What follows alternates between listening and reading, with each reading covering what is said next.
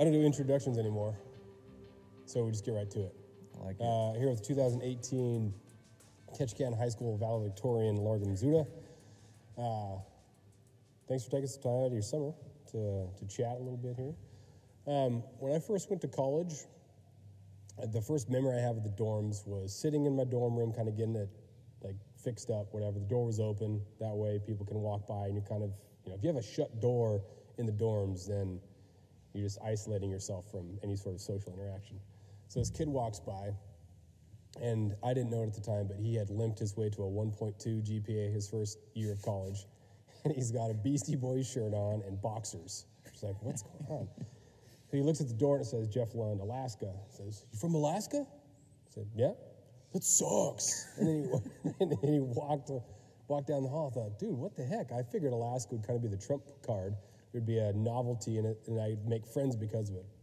So how was your adjustment? Did you openly say, hey, I'm from Alaska, or did people find out that? How was your adjustment to the big life of college being from Alaska?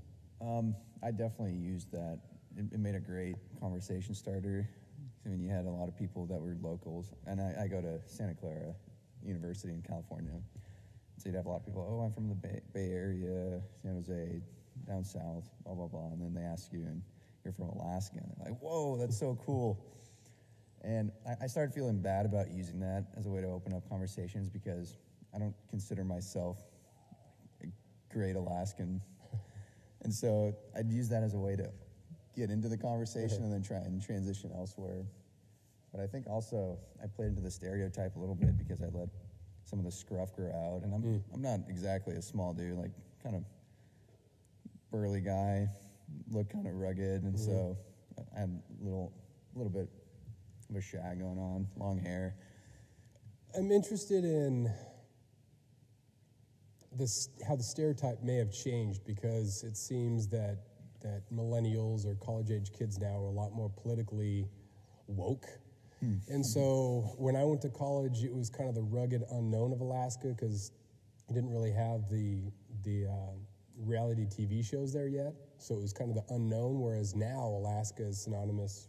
Like Sarah Palin's an old joke, but there's more political things and Bristol Bay. So were people more asking about political type things with Alaska or just daily life, or what were the questions that you were fielding like? The most common question, the first one, I mean, this is kind of an easy one, was like, isn't it always cold there where you are? And they didn't really Some things don't change. Yeah, no, that was funny. I mean, you can't really grasp the size of Alaska if you just see it on a map near Mexico. Yeah. You can't really get a feel for it. Like, you literally have multiple climates in it.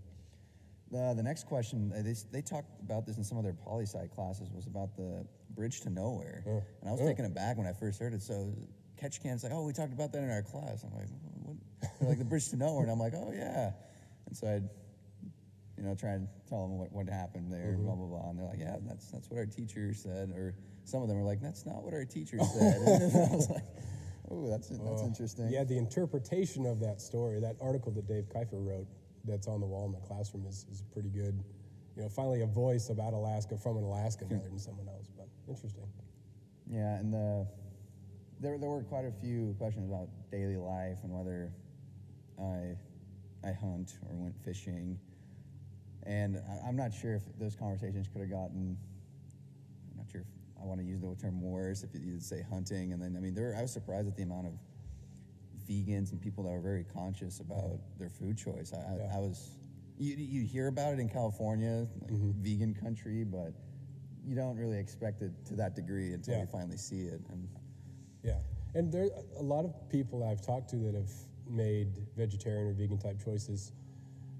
Once you explain hunting in those terms, you're really arguing for the same thing as far as, the meat industry is disgusting.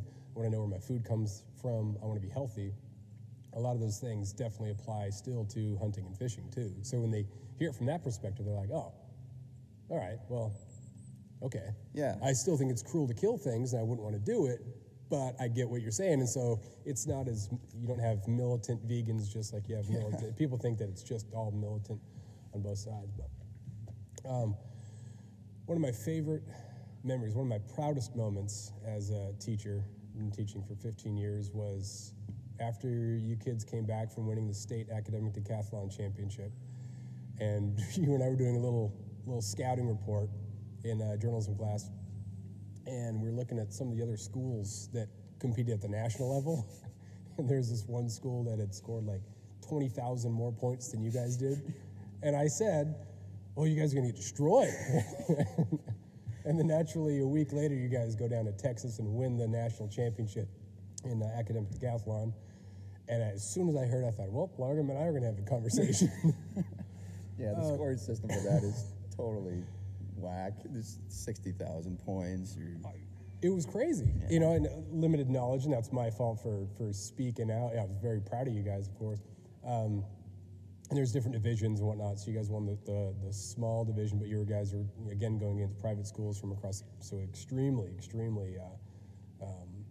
cool and memorable, and you should be very proud. How was the academic transition to college? Obviously, high school isn't going to prepare you to where you show up and you just know everything, but people would think that a rural school on an island in Alaska, you know, oh, it's great that you know anything. You know, how was the academic transition? I underestimated college from the get-go. I thought it was going to be more of the same, another 4 years of high school. And part of the reason was because I'm going to a small school. I can tell you I see the same faces, same time of day, same places, just the routine. And the classes are really small, so you get to know the teachers. And I was disappointed, honestly, at first. I was like, I have just gone into another 4 years of high school. I thought the small school thing I was gonna fit in well, and I was kind of bummed. I kind of wanted that huge auditorium, you know, class of 400. You're just a nobody in that. Part of me wanted that, but transitioning to the academic life at first, it was rough, and I ended up taking quite a bit of humanities courses in my first quarters, a lot of writing, and they were required courses. I'm not thinking of majoring in it, but they were required. And I had paper after paper, and this is also the same time I was getting homesick. And so, I mean, it was the first quarters. That was pretty rough. I stopped doing anything, like working out. I used to work out consistently, and the funny part was I knew what was happening. I'm like, Largum, you're in a rut. Not quite depressed, but you know where you're heading. Like, just get up and do something. But just stayed in my room. And luckily, my GPA didn't suffer too much from quarter one. Still think it was pretty dang good, upper threes. Quarter two came around. I'm like, okay, I underestimated you the first time. We're not doing that again. And so, actually, learned how to study. That's one thing I didn't think I'd had to learn, but I had to learn how to study the right way. It wasn't definitely not like high school, where I don't want to say you're spoon-fed, but the teachers help you prepare a lot more than in college. Yeah, the efficiency of learning that I think some kids think that they're just naturally smart, which can be dangerous because once things become difficult, then what do you do? But the quality of time that some kids can put in, if they buckle down, they can do in a half hour or an hour would take some kids a lot longer. And so in those I got a physics test, I got a high-level high school class, I can crush a lot of knowledge in about an hour or so, whereas you go to college, and it's a lot more overwhelming. So being able to be diligent in that and making sure that you put forth the time is definitely one of the transition things. How did you kind of get yourself into gear and become better at studying? What were some of those keys there? Just becoming aware of the fact that the system I had wasn't working anymore.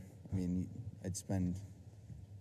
I honestly spent too much time studying and not reaping the rewards of that time. I wasn't efficient with my time, bottom line. So just being aware that this isn't working, this isn't sustainable for success for the next 4 years. And honestly, they even gave us a class. It's a mandatory class, an intro to engineering. The lecture part taught you how to be a better student. And it sounded silly, and I didn't give it the time of day it deserved at first. I was like, I don't need to know this. I mean, part of it was arrogance. I was arrogant. I'm like, I'm a valedictorian. I'm a national national champion academic decathlon. I don't need to know this, but I guess I got a little bit humble after getting the results of the first couple tests. And I'm like, okay, got to fix that. And so we had so many resources available at our disposal to learn new study methods that work for us. And I think it was fairly easy from there, just finding one that worked. This could have been before college, but at what point did you stop resenting people who tried to get you to learn stuff? There's always people don't want to do homework or take tests because you're making me do it. And some kids don't like to read because English teachers have ruined it for them, because they'll read on their own, but because they have to take tests on it, because they overanalyze it, they don't like it anymore. But as an English teacher, you obviously can't. Well, let's just read it if you want. Yeah. So at what point have you, or are you still in the process of transitioning to that? I like knowing stuff. I enjoy learning, and I'm not going to worry so much about the tests and stuff I have to do. I'll do well on those, but I like knowing stuff. Are you at that point, or when have you transitioned to that? I don't think I'm 100% at that point yet, but I think I've gotten a whole lot better from one class in particular, physics class.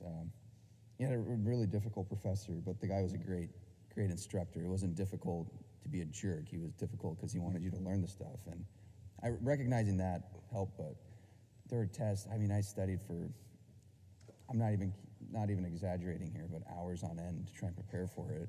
And I had the same professor for the 2 quarters I took physics, the next sequence. And I'd learn, go to the test, look at the questions. I'm like, oh, darn it. It didn't feel good. And then after the fact, we do the corrections, and I knew it. I knew the material, but it just didn't click at that time. And then there were tests I honestly admitted that you got the better of me. I knew what I knew. There were tests that accurately depicted what I knew. I got the ones I didn't know, or the ones I knew and the ones I didn't know, and I was all right with that. But I went in and talked to him a couple times, and he's like, you're improving and all that. But he's like, the main thing is you're learning and you're enjoying it for that reason. And it's still difficult to be satisfied just with the learning stuff when grades are such a huge part of success at that level. Yeah. But I think I'm getting better at it. I'm still not there 100% on not resenting teachers for that, but yeah. I think it was your senior year. Rosie wrote that article about success indicators, and that we try to tell you that it's not all about the 4.0, right? It's not all about just the GPA. And the other success indicators, or the most, the ones when teachers look back and they say, well, this kid has been successful, and it's because, I could have seen it coming, because when they didn't necessarily have a 4.0, but they worked hard, they were a great kid, they had charisma, and now they're happy because of that. What are some of the other things that you feel that you're building through the college experience that outside of GPA might be helping you prepare for a successful life as an adult? That's a good question. Probably making sacrifices for greater success. It's not that I went out every weekend and socialized, but I spent quite a bit of weekends just studying. And it was there at that same time where I was struggling with academics. So I realized, until I get this down, I don't think that's proper to reward myself for not meeting the expectations I had set for myself. And I think I'm realizing that that's going to play a major part if I want to succeed. I had some grand aspirations, as you know, you don't realize where, in terms of sacrifice. I thought I was sacrificing, I'm going to college, I'm spending a couple hours there studying, but seeing some of those other people start businesses or whatever, and they're putting in 100-hour weeks or something ridiculous like that. And for me to even start comparing myself to them, now I've realized that was a complete and utter joke. That's just not, I thought it was just a joke, realizing what actual sacrifice is. Yeah. And a discipline. How did you handle the freedom? Because there's always someone at home accountable, a teacher, other friends, or someone or a coach that's, stay on top of your grades, this and that. You go to college and, your RA isn't, okay, here's your grade check, and how are you doing? Did you attend all your classes today? There was a moment about a week into college where I thought, dude, wow, like there's zero accountability really. I can do whatever I want. This is cool, but it was also scary because then it was at that moment that I realized how in control I was of all this and how out of control things could become if I was just let to myself.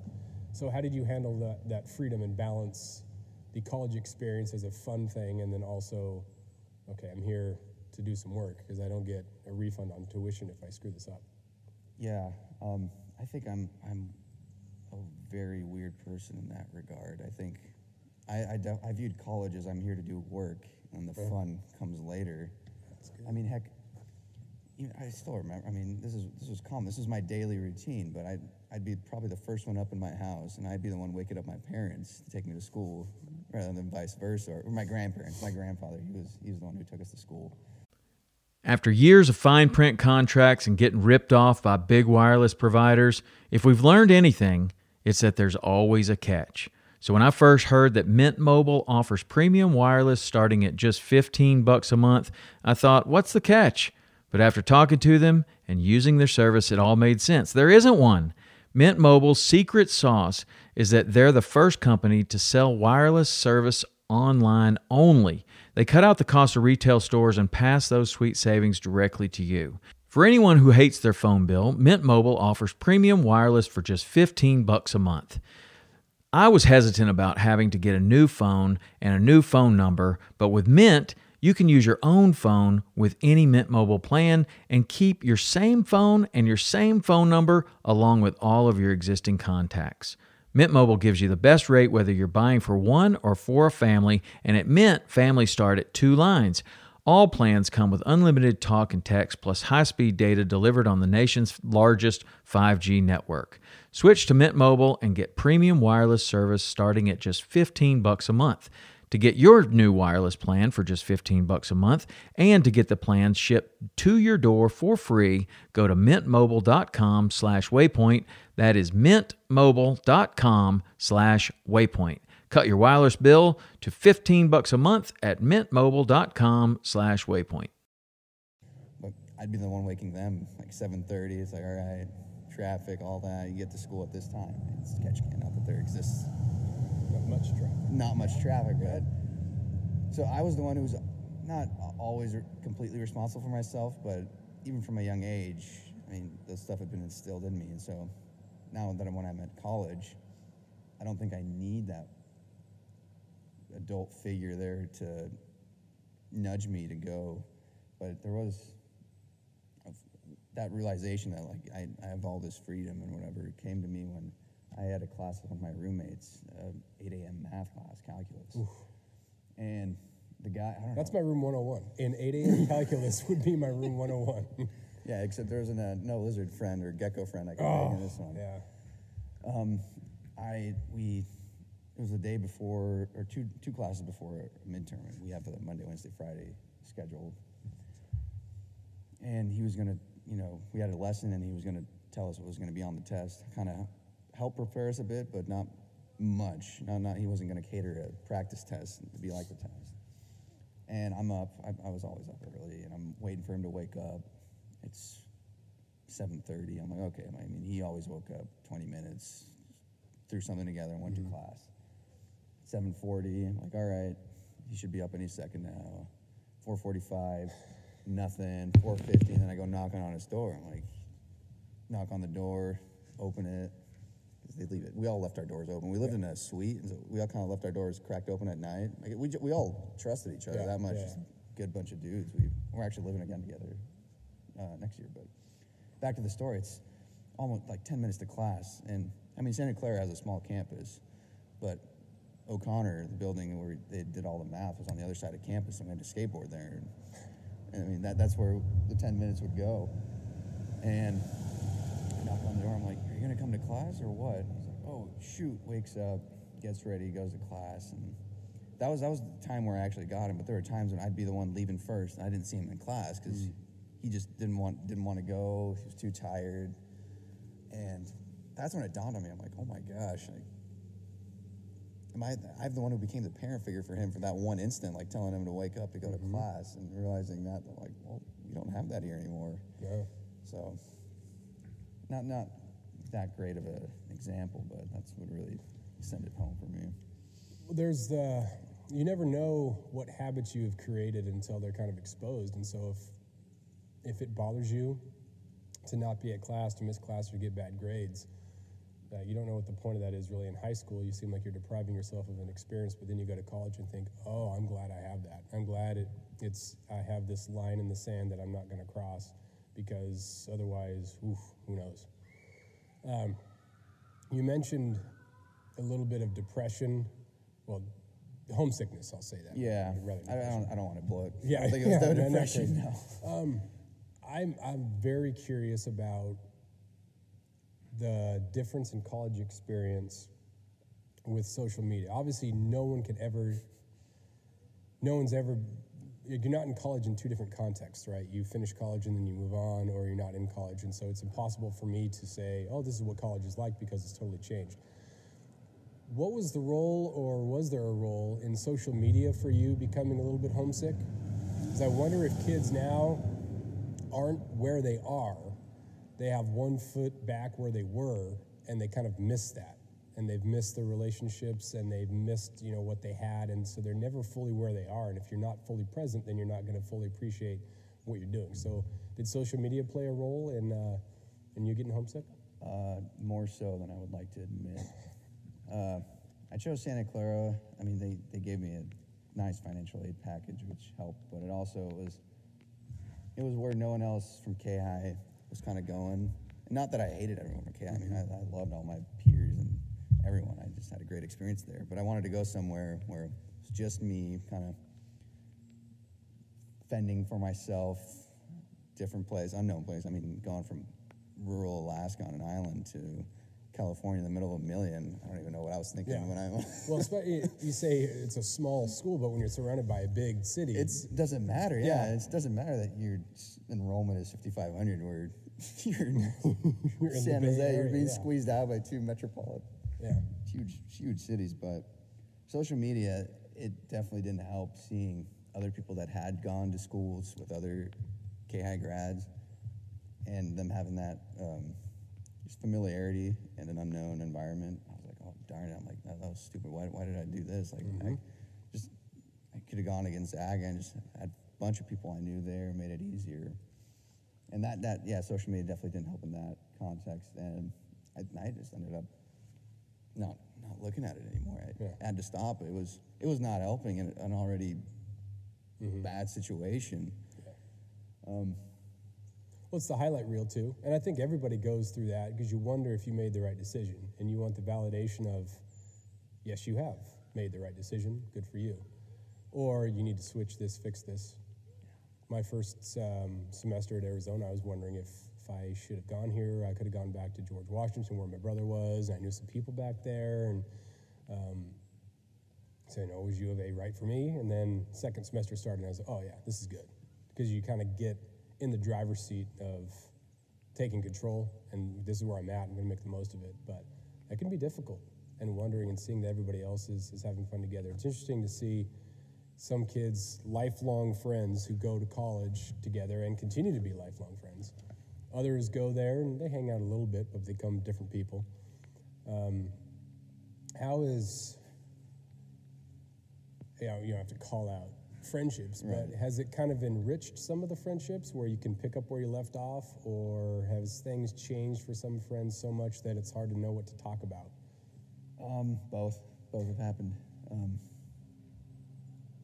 There's one guy, I mean, we didn't really talk in high school. We had a few classes together, talked there, but outside of it, not much. And now that we're on break, I mean, every time we've been on break, we've gone out to lunch and just caught up. And I would have never expected to be doing that with this person. I mean, not that there's anything wrong with him, but just it wasn't part of my group. It wasn't my niche in high school. And then there's other friends. I mean, I still hang out with them, but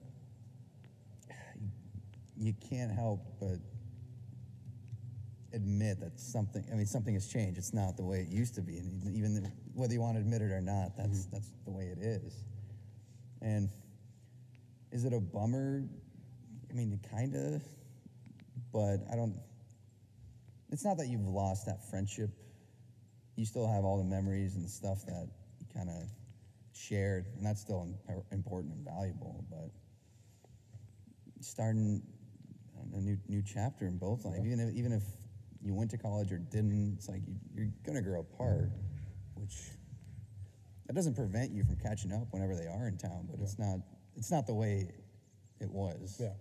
You're starting to see that now. Everything else that you were kind of told by teachers in high school, it was like a hypothetical. It was in the future, look out for this. Now when you're living it, it's so different. And I talked to my buddy Barnes from California.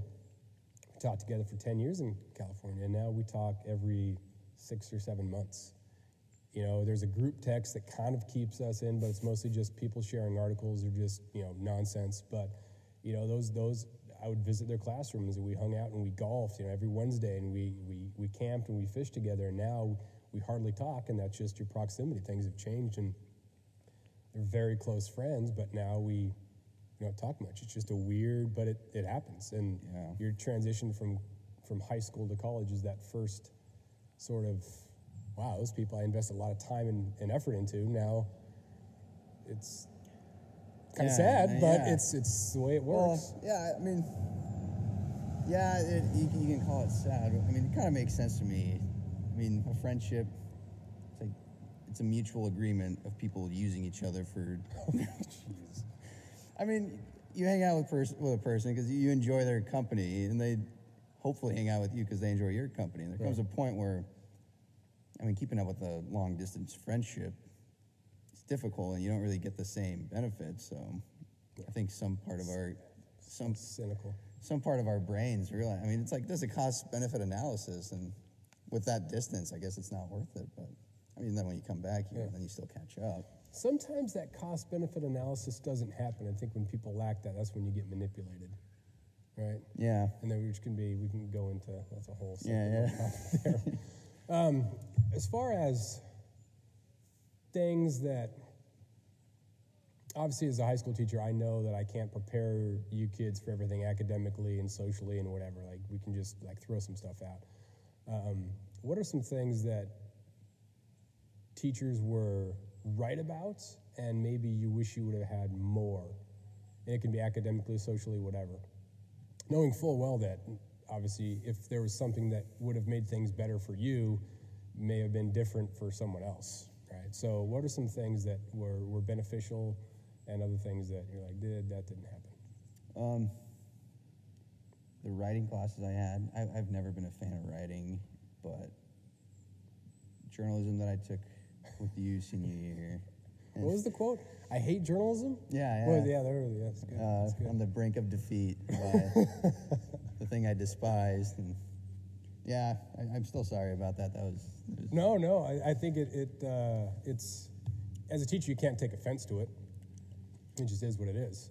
And while like your science fiction lit, you crushed that class. That was a lot of fun.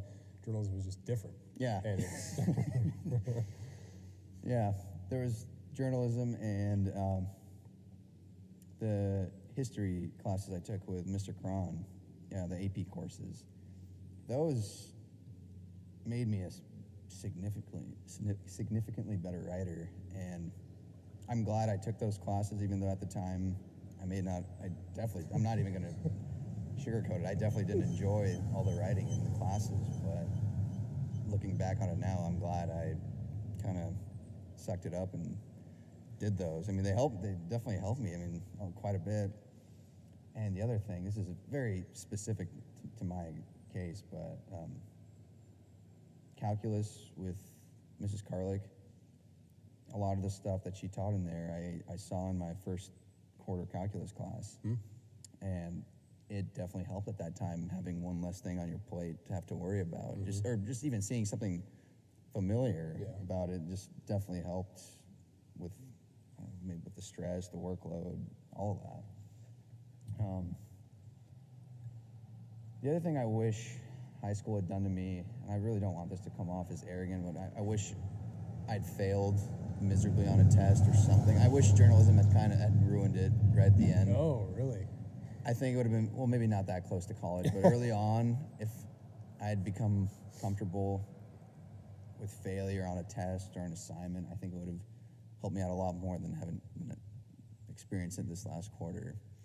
It was a bad one. I think it was a material science final, and I went in there and I thought I knew this stuff. I mean, I was in the upper end of the class, both midterms. I was well above the average, like A or B territory, and I thought, I'd assume the test is a good indicator of how much I know, and so I'm like, okay, I know most of the stuff. A little brush up right before the final, I'll be set.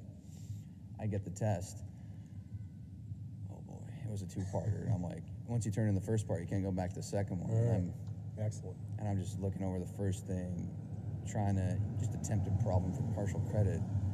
And after it was all done and said, I think I only attempted 50% of the questions. Like, partial credit, like, it was brutal. I walked out of that class an hour before the final was up. And I'm like, I just failed my first test, and it was a final. I was trying to call you. I needed, actually, I'm not even kidding. I ended up calling Pader, and I can't, Largum, I prided myself on being a very logical and analytical person. Like, emotions have no place. No, that logic and emotion, or logic and reasoning just left. It was just raw emotion there. I'm like, I just failed my test. And Pader talked some sense into me, and lo and behold, I didn't fail the class. But the grade definitely dropped quite a bit, and I'm kind of curious to see how bad I did do on that final. But back to what the question was, I wish I'd failed at something in high school. And really, I can't not make that sound cocky. I don't mean that in an arrogant way, but being more comfortable with that aspect. I mean, you're going to definitely fail on stuff in life. The consequences of the fail are always such an interesting, because in order to learn, you have to have some sort of difficulty. Failure, defeat, something, because you can learn from it. But sometimes the potential impact of it is like too much. Like, it wouldn't do certain people good. And seeking it out just for the sake of seeking it out, just to see how it feels, is an interesting. There's a kid down in California school who was so tired of being like the good kid who always made the right decision, always got good grades, decided to test that, and it came at the mercy of her team's place in the playoffs.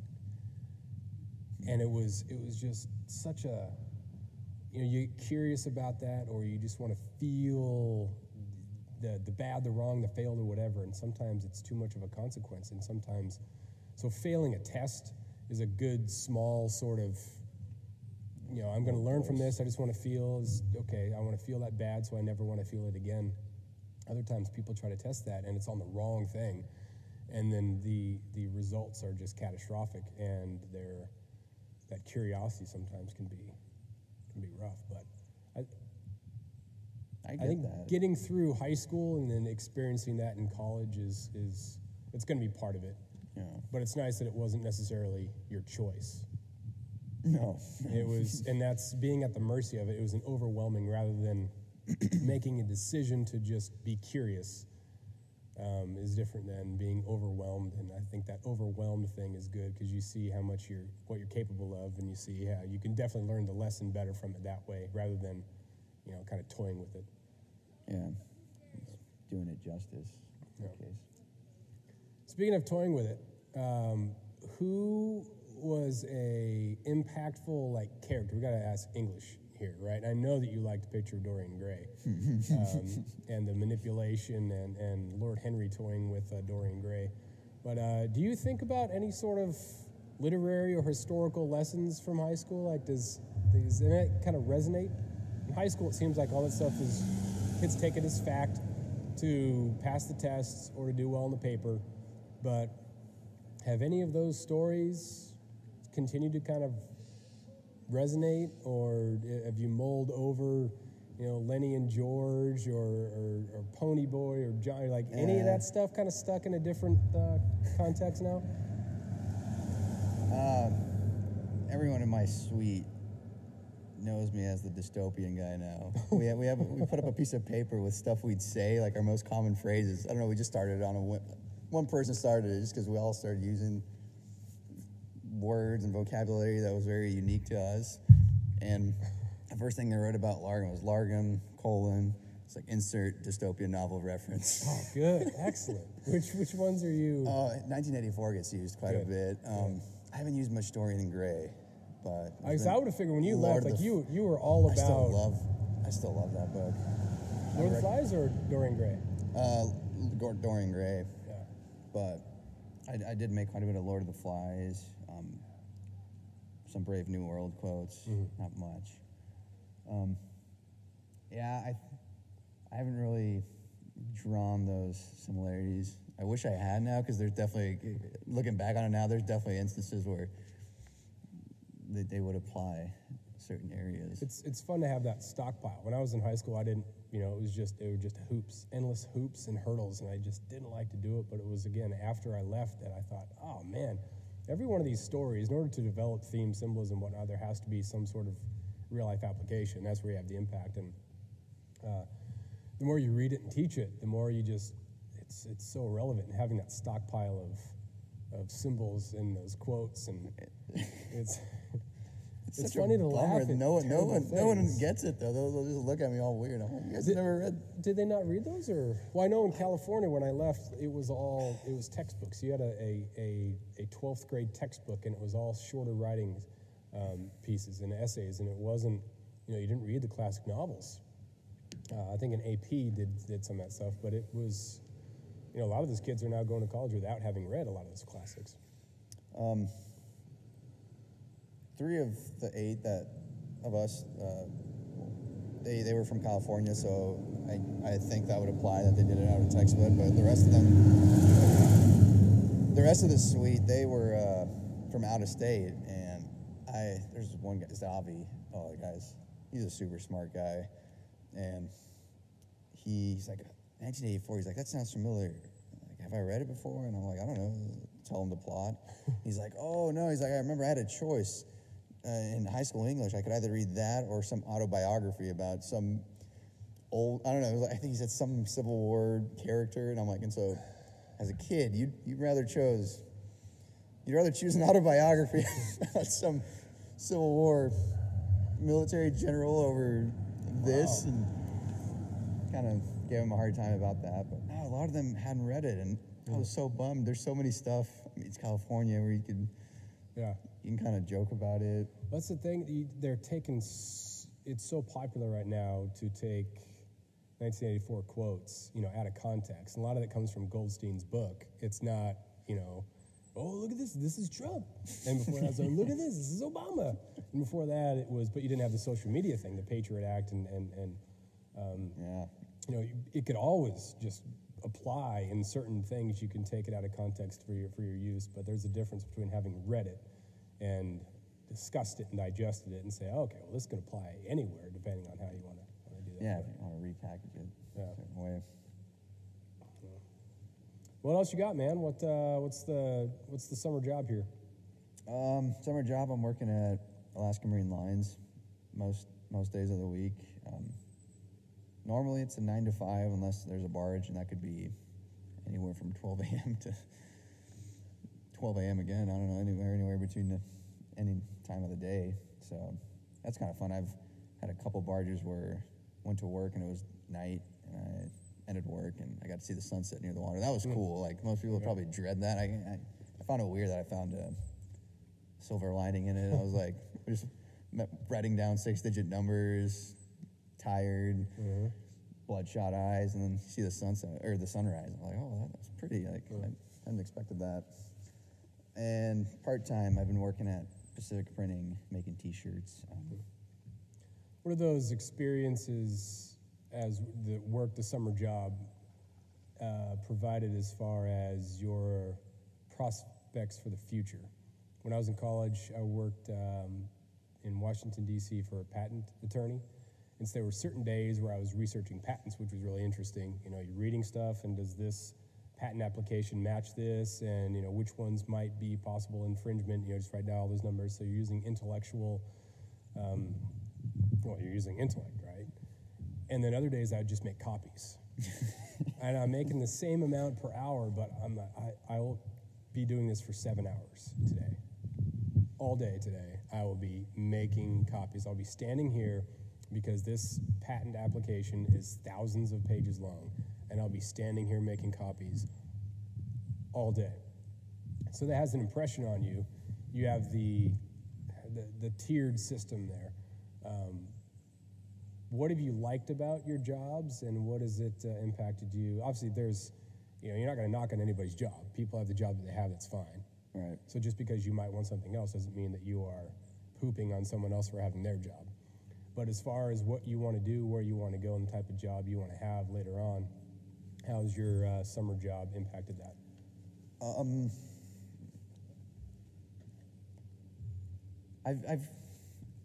This is probably the first real job I've had where I've consistently worked, actually more than 40-hour weeks now, overtime, but just consistently worked a semi-regular schedule.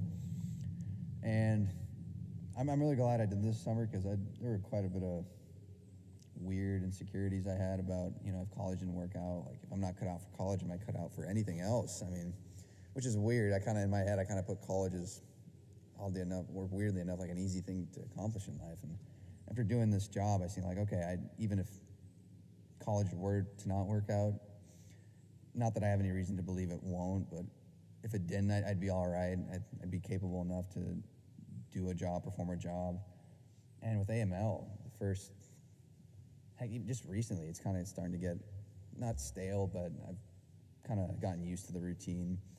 But the first probably month and a half it was just so interesting, just being thrown into the shipping and freight world. I mean, just learning stuff new is unique, and I've never done anything like that. And getting thrown responsibility after responsibility, and it was, I enjoyed it, and I could definitely see myself, maybe not exactly in the freight industry, but I could find something that I could enjoy out in the workforce, and I think I could work my way up and achieve success in that way. I was just about to ask a question, but I got to go with that success thing. Achieving success. What is success, and how has that changed? When you're a high school kid and teachers and everyone, we ask you and you give an answer, or even your valedictorian speech. Everybody's valedictorian speech is the same to some degree, and that the world is ours and we can do it and this and that. What have you learned in the last year? And again, not to say, high school kids, you don't know anything, and the world isn't yours. Like, what have you found out about what success is? When you'll have it, how to get it, because you've been out now for over a year. How has that changed? It's definitely changed. I think I was very idealistic and in high school. I don't want to say optimistic. It's not that I was a pessimist, but I kind of think optimism kind of gets a bad name every once in a while. Yeah. And just construed with naivety. It's like, you're naive. And I've realized that the world isn't all sunshine and rainbows, and you see that. It's a little more Lord of the Flies and of Mice and Men. Yeah. And I got a story to tell you after that about the Lord of the Flies. But I still think that the idea of, for me, the idea of success will be just taking care of my family, not having to the point where they don't need to work anymore. And it's weird, I guess. I personally haven't thought of success, and I feel like if I can do that, if I can take care of them, then I've succeeded myself. I mean, at that point, but gosh, I don't want to say money, but there is, I think success, part of it is some financial stability and freedom. And not money for the sake of money, but money for the sake of freedom to do what you want. And when you're not construed by it, because it can be a crutch. I mean, greed certainly will be the undoing. It has been the undoing of many guys and gals alike. So I'm really, that's what terrifies me, because I keep wanting to tell myself, like, I'm not after the money for money's sake. And I don't know. That's something I guess I'm still trying to figure out. My favorite fly fishing writer, actually could be one of my favorite writers, period. John George said, it's not money that, just paraphrasing it, it's not money that we want, we just want the freedom from worrying about it. And which is kind of the same thing, right? We want enough money to not have to worry about money, which isn't all that different. It's like coding, your want of money.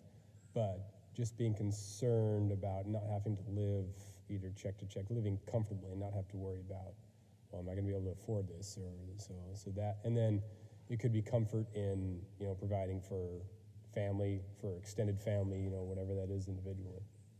But I think that purpose part is important. You have some people who do their job and they feel such a profound sense of purpose, and it might be a job that I think is just ridiculous. There's no way I'd ever want to do it, but for them, they feel that purpose, and that's great. Heck, I mean, you definitely heard about the ferry strikes and all those people that were stranded here. They were just coming in like swarms at AML and Samson trying to ship their vehicles, and you had all these people. I mean, they were stuck on an island in Alaska, and they needed to be elsewhere for they wanted college, to visit it, jobs, whatever it be. And this is just awful. I can't even imagine that position they were in. And then, I mean, shipping a car down, it's not exactly cheap. And so it was. I felt bad for them, but I was honestly I was happy that AML was able to do something for them and kind of help them out a little bit. I mean, even though like I wasn't the one exactly like billing them out, but I was the one doing the inspections while everyone else in the office took care of them. But just something small to try and alleviate that burden. That was probably the I don't know. I for lack of a better term, that's probably the best I felt this summer, like doing something like I had an impact in that sense. But then also just being good at a job. I mean, seeing some of those guys over there, like not to toot my horn because he's my dad, but my dad, he started off working at the company as in the warehouse. I mean, that's an entry-level position. This is 17 years ago. And now the guy is the manager of the branch here. Mm-hmm. And I think that's pretty awesome. That's kind of the underdog story. An immigrant doesn't know the language. The only education he got was past 8th grade Yugoslavian communist education. I mean, the exchange rate between that and U.S. education probably isn't too great. And him, despite all that, still achieving that success. I mean, it's. I think that's a great message. It's hopeful. It says that the game is still worth playing. It's still pretty dang fair. You can still achieve it. And just being competent at something, you also see that. I mean, so many employers are complaining about kids my age not wanting to work or just not being good at it. And you don't really, I don't know, that's just something that never had come to my mind. Yeah. So. Yeah, it's interesting to see the types of jobs that some of the Ketchikan kids have and can have.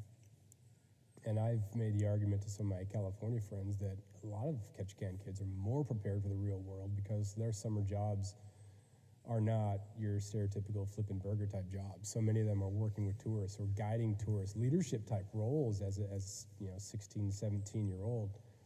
You're dealing with angry tourists. You're dealing with massive amounts, but you have to have communication skills and you're developing that charisma. Yeah. So a lot of those really benefit kids going forward, and so they're really prepared for the real world. Others, working on fishing boats, like that is hard stinking work. Yeah. That is hard stinking work. I've never done that. But some people love it. You talk about feeling purpose, feeling happy. Like I could never work on a fishing boat. That's not my program. Some people love it. That's the freedom, that's the purpose that they feel, and it's great that you have the chance to be able to do that up here. Whereas in a lot of places down south, you don't have that. There's a limited amount of jobs, and they are just your stereotypical jobs that the kids do feel bored.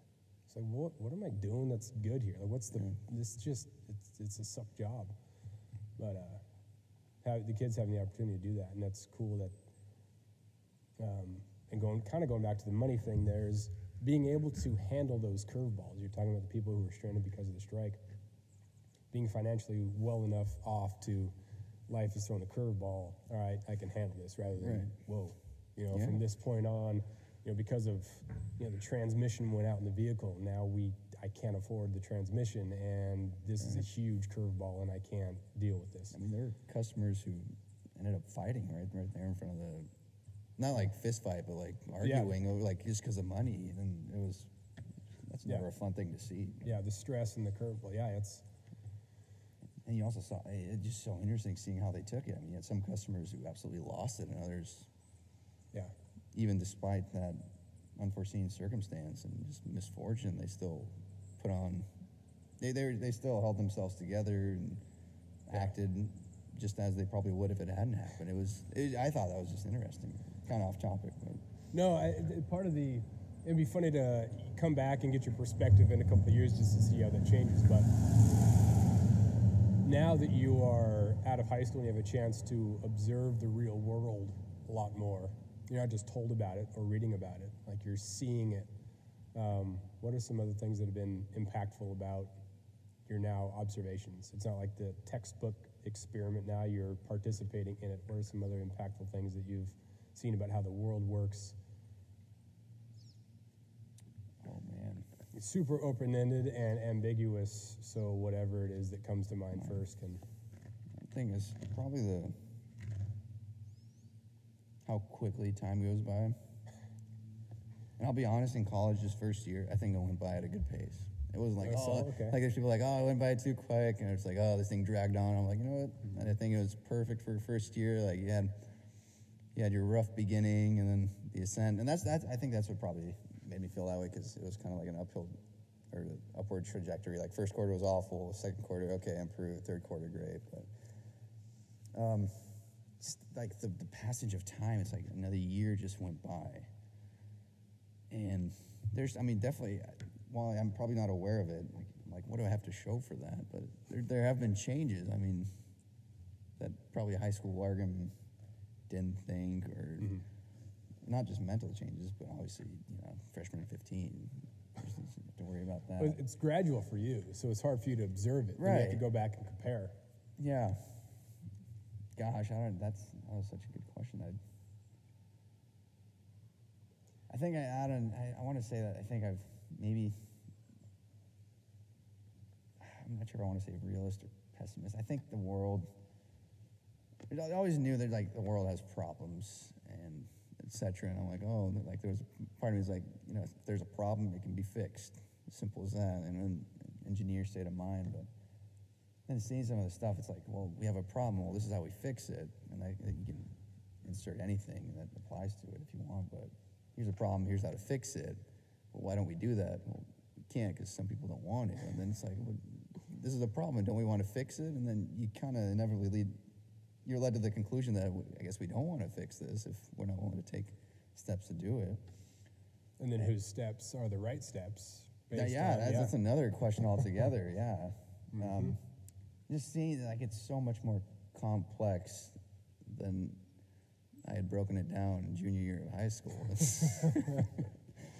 Which, I think that's realistic, because I'm not saying all hope is lost. It's just a lot more difficult than I initially thought.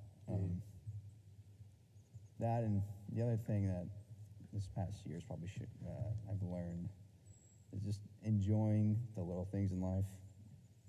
I didn't realize how much I missed an actual forest in Alaska, like just stuff like that. I mean, my sister would send me pictures every once in a while. She's on Snapchat, like to have little memory anniversaries, like, you took this a year ago. Yeah. And the one she sent me with my little brother when we were playing on the same KDL team, there's like a small little memory that I was like, at the time, I think in that picture she took, we had just gotten done like chewing each other out for a play. Yeah. And I was looking at it, I was like, like, I remember that memory, but I was like, oh man, what I'd give to go back and just a little moment like that. But just enjoying the little stuff, probably learned that a lot.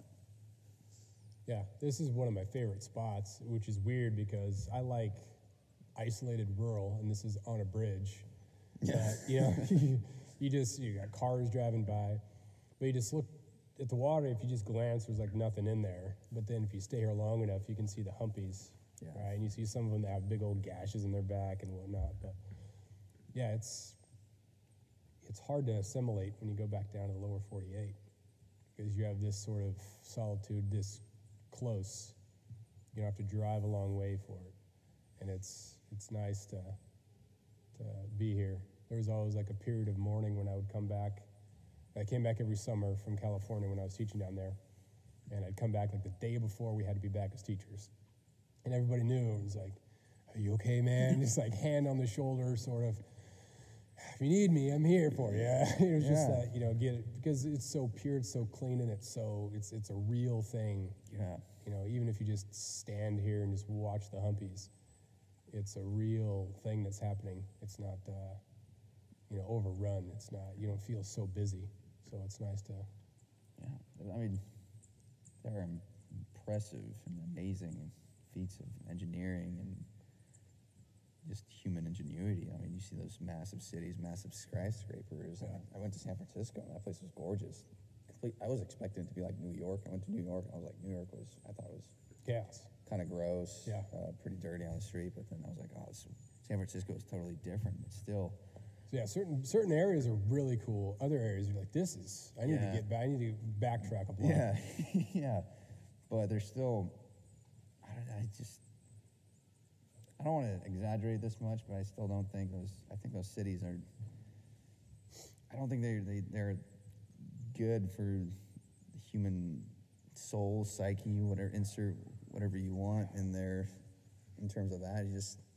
No one ever, I can't say no one, but I find it hard that people, you know, it's like, to get away from it all, it's like you don't go to the city, you leave it, and you go out, you recharge back out in nature. I mean, you go out of there, out of the concrete jungle to. And studies have shown that you need to get out. Like they're advertising, go out, and go out. Part of me doesn't get too angry at people who chastise a more subsistence lifestyle because they just don't know. You know, if they grew up in the city and everything is the city, and the outdoors to them is a week-long trip to the mountains in which they build little temple things out of rocks, you know, and they go out there and see the docile bear that has a tag in its ear. Oh, we got so close and got a picture of it, and you know the drive-through zoo that is Yellowstone. That's so far away, they just don't know, and so you can't really get mad at someone. They just don't know how it works out here, and it's hard to get super mad at them. But there is you see how things work up here when it comes to logging industry, when it comes to mineral just resource use, and how people want to get rid of that. And like, yeah, it'd be nice to to keep the forest for sure, but to say that this person shouldn't have a job because it's morally better to keep trees. You don't know how it works. Have you met loggers? Do you know families? Right. And you can't just get another job down the street because Southeast Alaska is all islands, you know. Right. So it's really complex. That's the part of the complexity, and like I was saying earlier. I mean, it's like, here's what people think is a problem. Here's what we think is a solution, and then it's not that cut and dry. Yeah. I mean, you don't want to put people out of work. I mean, supporting families, kids, and all that. That's when you look at it at that level, then you kind of get that humanity back. But if you look at it, the bigger picture, and it's like, loggers bad, miners bad, etc., and then you kind of lose that part. I mean, everyone would like, sure, give me one person who wouldn't like, you know, solar panel everywhere you can, trees saved, but there's that realism you got to work around. I mean, the logger is not looking at trees as, yes, I can ruin the world. This is this is so that I can have a roof that I can eat and that my kids can eat. That's how they're looking at it. But it's you look at it with Ketchikan too, and we're kind of complaining about the amount of cruise ships, too many tourists, and you know the discharge of the cruise ships and the pollution from the cruise ships. And you know, we got rid of the pulp mill. Right, and so what if we don't keep going with this? Where else are we going to get revenue? You know, it's a resource-based economy. I mean, it's Alaska. It's huge, man. It's an absolute gold mine. Yeah. So is it morally better to? Well, let's limit that because we want to keep our quaint town. But then what happens? So it's super confusing. Yeah. I don't have an answer to that. I mean, people with real answers, sometimes I think, I don't know, like, how are you you so sure about this? Because I just get more confused than anything. But, well, anything else? What else you got? Comment-wise, advice-wise to maybe if any of your former... I can't even begin to think what advice to give him. I can't even remember what I was thinking now. It's not that it's been that long. It's been a year. A lot of changes in that first year. That happened, yeah. But I don't know. I guess the advice would be like, don't do anything so stupid so you ruin it for yourself in the future. It's to be expected. High schoolers, you're going to do some stupid stuff. But be smart about being stupid, I guess. Yeah. There's a difference between making bad decisions on purpose and making mistakes. Some people mistake making intentional mistakes. Yeah. Well, that was a choice. That wasn't a mistake. That was you choosing to do the wrong thing. Yeah. Still like the idea that, do something today that your future self will thank you for. I think you can't go wrong with that. It's a great quote. Yeah. Do you have like a life quote or something? We're really good as humans of sharing quotes. Like, this is a great quote. I don't live anything close to it, but it's a great quote that I like, and I just like getting likes for sharing the quote rather than applying the quote to my life. Yeah. Quote? I don't know, man. Look at my Instagram bio, maybe. Do they even have one on there? I don't know. I don't know what it is, but whatever I shared yesterday was... Yeah, I think that spoke to me then.